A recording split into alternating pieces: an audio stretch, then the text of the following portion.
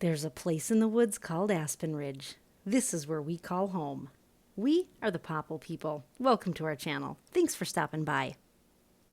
In this episode, we tackle the trim and carpeting in the ASSR.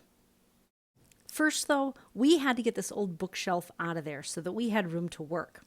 This bookshelf was actually built into our house, and when we removed it, I wanted to burn it, but Tater talked me down and we had stashed it in the ASSR with the hopes of using it somewhere. Since it fit in there nicely, though, we decided to keep it in that room. But in order to get this work done today, we needed it out of the way for now.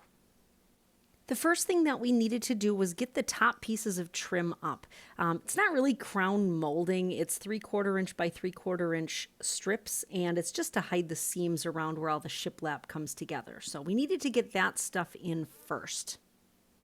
Today it was all about sequence, so once that was done, we had to put the carpeting in next.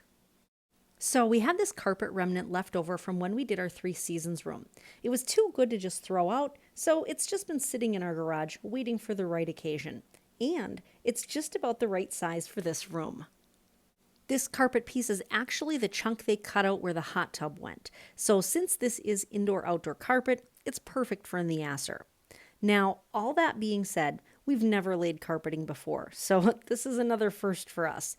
Just in case it doesn't go well, we opted to not glue it down and only affix it in place with staples.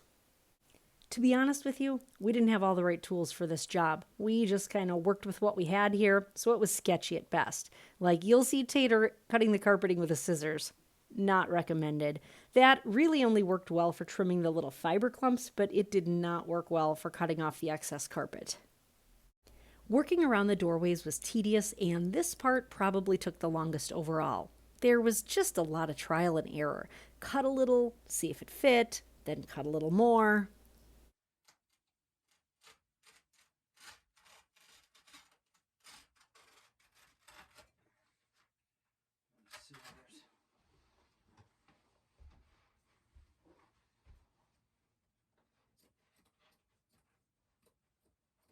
Luckily, the threshold for the exterior door was easy to remove. Just 3 screws held it in place, so that was quick to pull up and tuck the carpet underneath.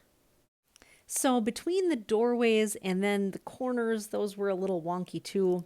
At that point, we just needed to get some proper tools. So you'll see that he's using a carpet knife, and that runs about $10 at the big box stores.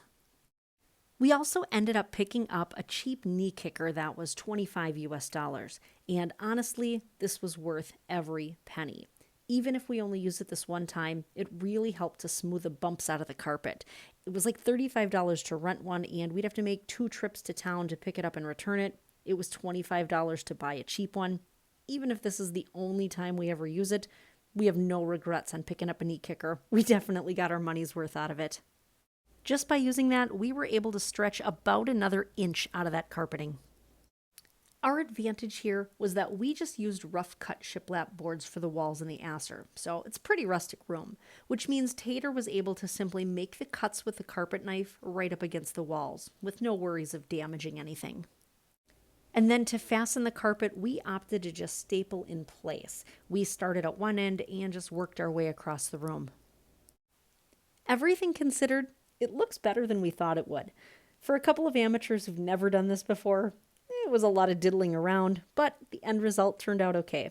What do you think? For a job that was probably not done the right way, we can live with it. So, as I mentioned before, everything in this room was about sequence of installation. Once the carpet was in, then the vertical corner pieces of trim were installed. And then the trim around both doors could go up as well.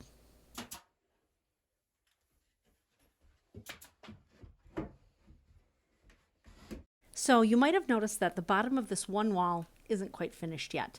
We have to do some wiring to run power to the building, but that'll need to be a summer project because we can't bury wire with 2 feet of snow and a frozen ground. So you might have noticed the bottom of that one wall didn't get shiplapped yet, and you might have also noticed the extension cord running into the building for our power. Slowly but surely, it's getting there. Next, we had to get that bookcase back in. There was freezing rain in the forecast, so that needed to get back inside. It wasn't that it was super heavy, it was just awkward and bulky more than anything. Plus, we're trying to maneuver it in a tiny 8-foot by 8-foot room. When it stood up on end vertically like this, it just barely fits in the tall corner. This bookcase was actually built to go horizontally, like a credenza, but it fit better here like this, vertically. And it's a unique feature. Tater screwed it into the wall, so she's secure. Then there was this mirror.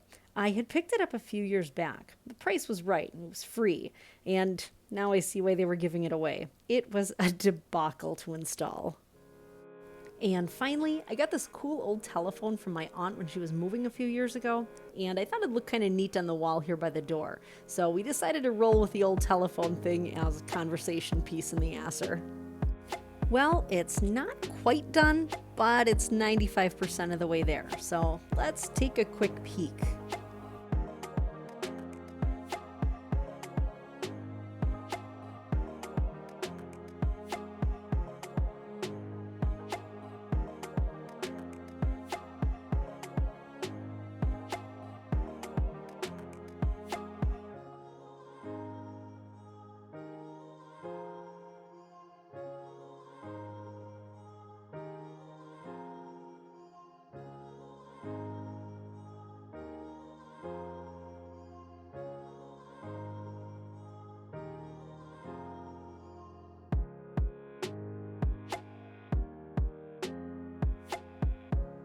As always, if you'd like to get a hold of us with questions or comments, please email us at thepopplepeople, all one word, @gmail.com, or flip-flop a comment below. We love hearing from you. Thank you so much for watching. We really appreciate you. If you enjoyed this video and want to follow our journey, please consider subscribing. That way, you can be a Popple People too. We'll see you soon.